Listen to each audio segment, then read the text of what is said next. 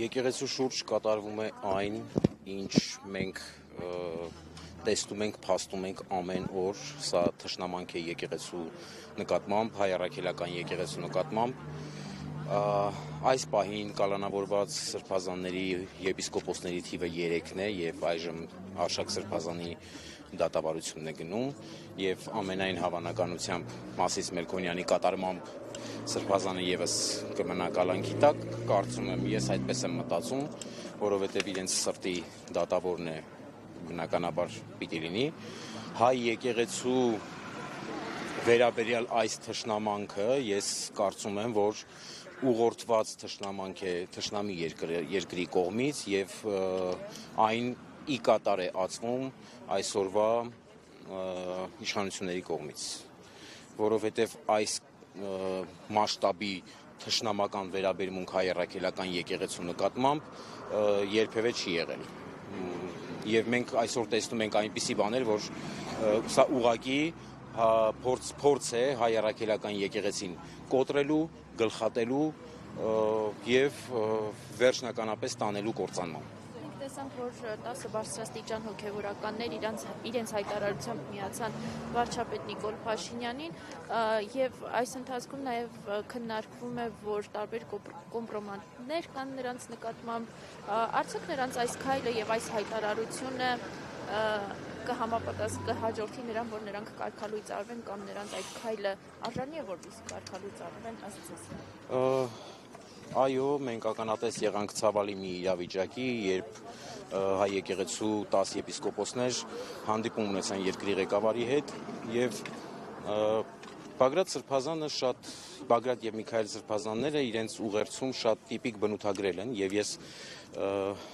իրենց բնութագրումների հետ լիովին համաձայն եմ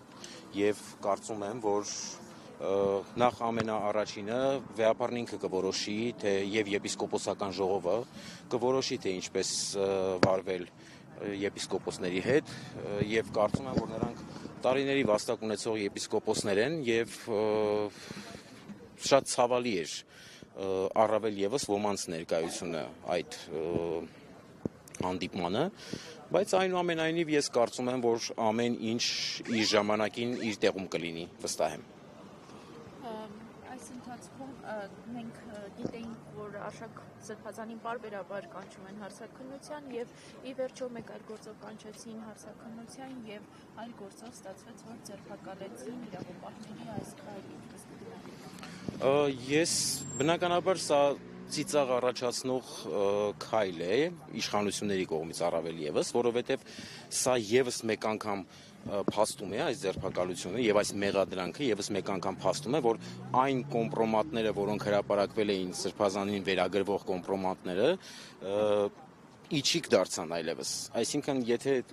վերագրվում է մի բան եւ ձերբակալվում է մի ուրիշ հոդվածով, բնականաբար փաստում է այն երևույթը, որ չկարողացան նրանով անել ինչ-որ մի բան, արեցին այս մեկով։ Եվ Արշակ սրբազանը վստահ եմ, այն եպիսկոպոսը չէ, այն սրբազանը չէ, այն բարձրաստիճան հոգևորականը չէ, որ որևէ անգամ որևէ ձևով որևէ բանից կարող է ընկճվել կամ վախենալ, եւ ես վստահ եմ, որ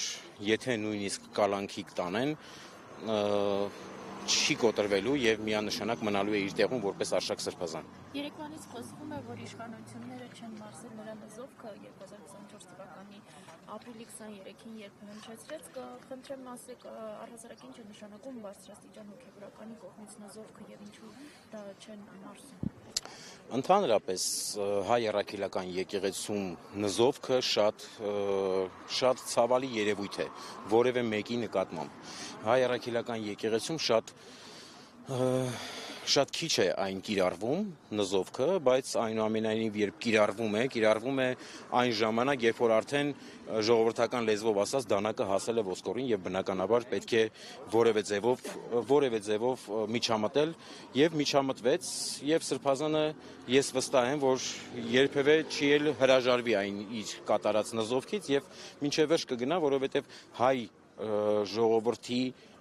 կործանման տանող կարծում եմ իշխանությունները արժանի են դրան, վստահ եմ։ Եվ վստահ եմ, որ կրկնելի է այդ ամենը։